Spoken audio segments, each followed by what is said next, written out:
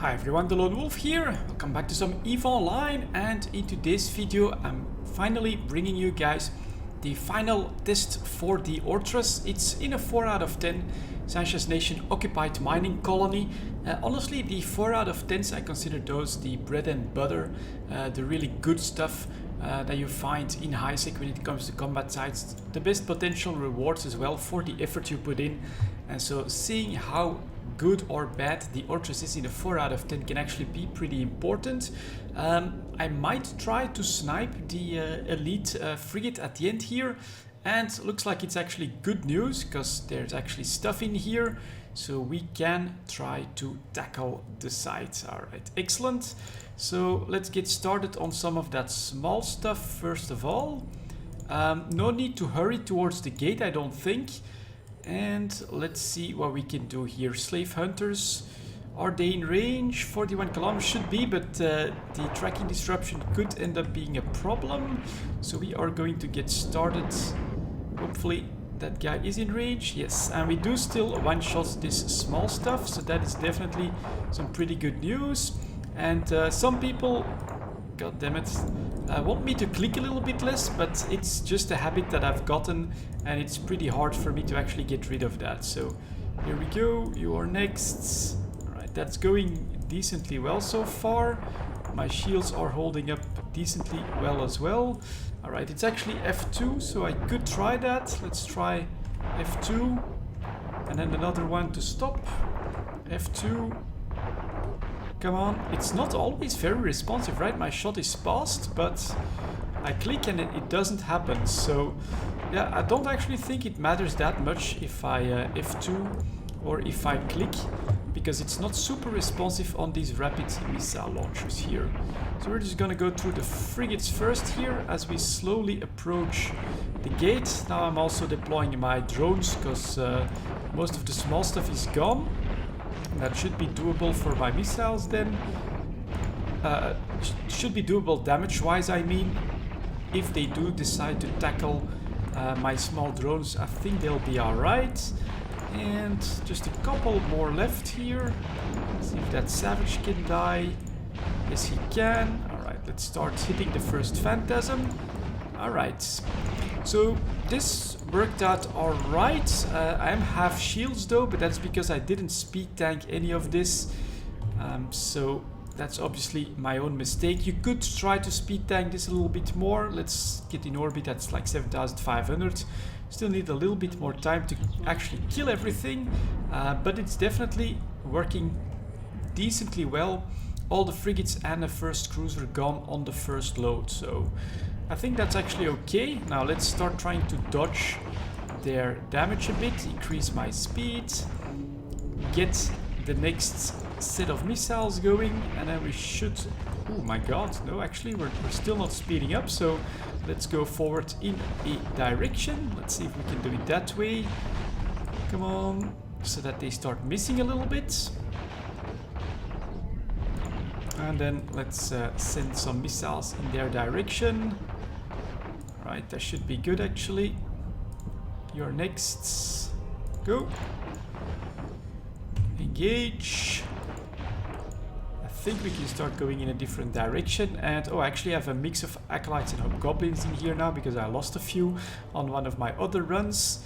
And now I'm actually not close enough for everything. So yeah, we do need to close the gap here again. Spectres should still be in range, so that's alright. Let's start approaching the rest again. Let's help them out on the armor a bit. And now of course the incoming damage should be a lot less. That looks good. Let's start hitting the torturer. That's a good hit. Come on, finish off the execrators. Yeah, execrator. Alright, those die, and then we kill that one. We can actually stop at this point. Approach the gate. Kill the final one. And do a reload. You guys can return to drone bay. And there we go. That's room 1. Takes almost 5 minutes. I'll be honest, the Gila felt like it was stronger because the damage from drones is much more pronounced, and the drones can actually easily tackle the mediums, while your missiles on the Gila tackle the small stuff. So, alright, I mean, it did decently well here, the Orthrus, but you need to do a little bit of evading, because you saw I actually took way too much shield damage compared to what I should have. And yeah, getting through the frigates, one-shotting those, pretty damn nice. But having to reload to actually start attacking the cruisers and battle cruisers is not that great. So we are now up to 52%. Let's get in there. Should I try just straight up attacking the loot pinata here, or should I try to guide around and actually take out the entire room? There are no towers here, at least that's somewhat good news. Let's see, here we've got the true Sansha at 50 kilometers. Do I dive? I think I'll decide to dive. We can try to get out if my shields get too low. So let's go for that true Sansha here. Full speed ahead. Guys, engage. We should be in range. So we are now attacking with everything we've got. Come on, guys. Come on, missiles. Have armor. Keep speeding up. Okay. 16 kilometers. I think I can now cut this. Alright, we're gonna grab the loot, return these guys, because now of course we are in the middle of it. 6,000 still, and my speed is dropping too quickly. Shields are dropping as well. Grab it. Unfortunately, no good loot. And let's try to warp off here. So this is probably the most dangerous part. Oh, I should also have disabled this a long time ago. But alright. So this is actually the most dangerous part, I think, of this 4 out of 10. There we go. Bouncing off all of these bloody asteroids.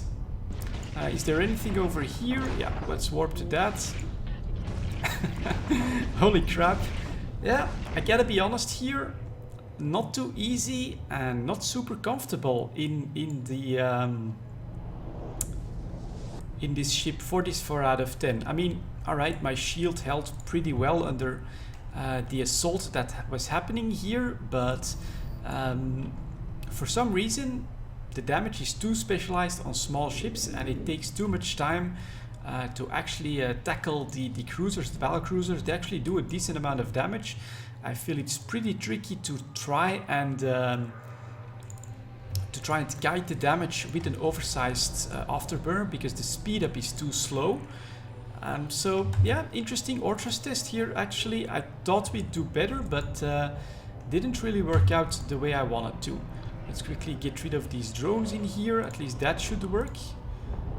Right, yeah, at least we can still one-shot some of these small drones.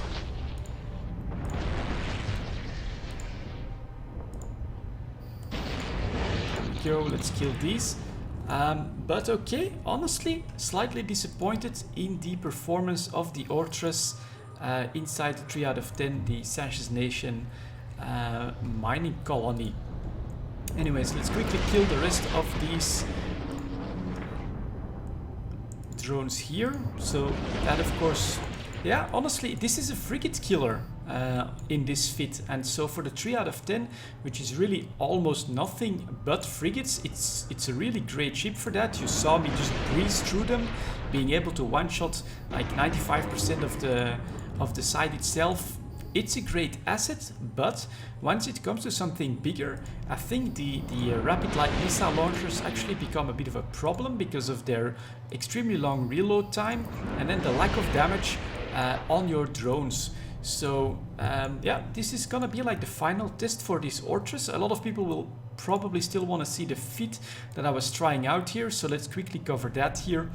We have anti-EM screen enforcer, 2 of them in the rigs for plugging the EM gap. Then we have 1 medium warhead qualification catalyst for some missile damage. We have 1, 2, 3, 4, 5 rapid light missile launchers. Of course, we've got probes. Then we've got thermal gap, invulnerability field, EM ward, an oversized afterburner, and a large shield extender to give me that buffer, which did help in the final room, right? So for the one shot on the loot pinata, the amount of HP did help. So even at 50%, I didn't go down to 30%. And the passive tank on this is pretty damn decent. Then we also have 2 ballistic controls, 1 drone damage amplifier and a damage control for overall resist. And my finding here is that this ship is really good against frigates, up to the 3 out of 10. This is an incredible ship to use in that, but once you have to deal with some cruisers and battle cruisers, their sheer amount of HP and then the extremely long reload time, as you can see on the rapid light missile launchers, actually become a bit of a problem. Add to that the slow increase in speed of the oversized afterburner, and you actually get a pretty tricky ship to fly in anything that's a little bit harder. And even the 4 out of 10s here didn't feel all that comfortable to me.